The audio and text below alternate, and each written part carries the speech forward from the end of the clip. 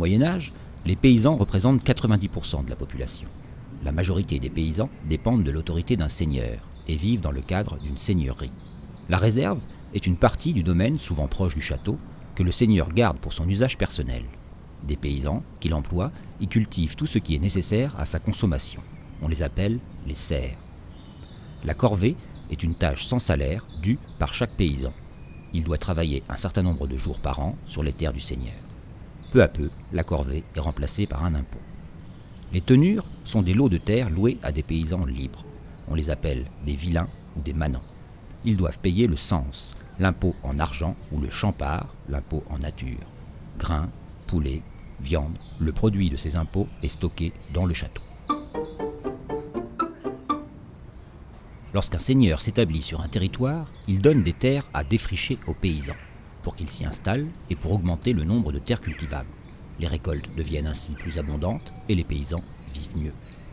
Les seigneurs encouragent donc ces défrichements qui augmentent leurs revenus.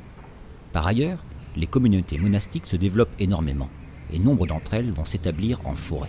Tout comme les paysans, les moines jouent donc un rôle important dans ce phénomène. Cette grande phase de défrichement du milieu forestier dure presque jusqu'à la fin du Moyen Âge. Les paysans vivent dans de petites maisons en bois, en terre et en paille, comprenant une seule pièce où vivent également les animaux qui apportent ainsi leur chaleur à la maison. Les paysans consomment des céréales, blé, sarrasin, seigle, essentiellement sous forme de pain, accompagné de soupe ou de fromage. Choux, fèves, pois sont les principaux légumes. Par leur qualité nutritive, les légumineuses ont un effet bénéfique sur l'alimentation des hommes et des bêtes, tandis que leurs fans, abandonnés sur les champs même, contribuent à engraisser la terre et à améliorer ainsi les rendements agricoles.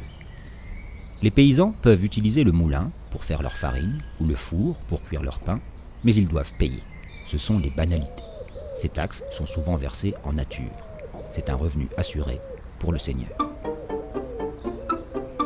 L'assolement triennal suppose la division des terres cultivées en 3 sols.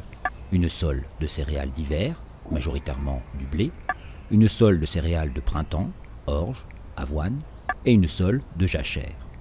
Dans les terres à blé du nord, la rotation triennale est fréquente. On utilise 2 champs et on laisse le 3e en jachère. La jachère sert de pâture aux troupeaux qui enrichissent la terre de leur fumier. En laissant la terre se reposer une année sur 3, on obtient de meilleures récoltes. L'année est rythmée par les travaux des champs très spécifiques.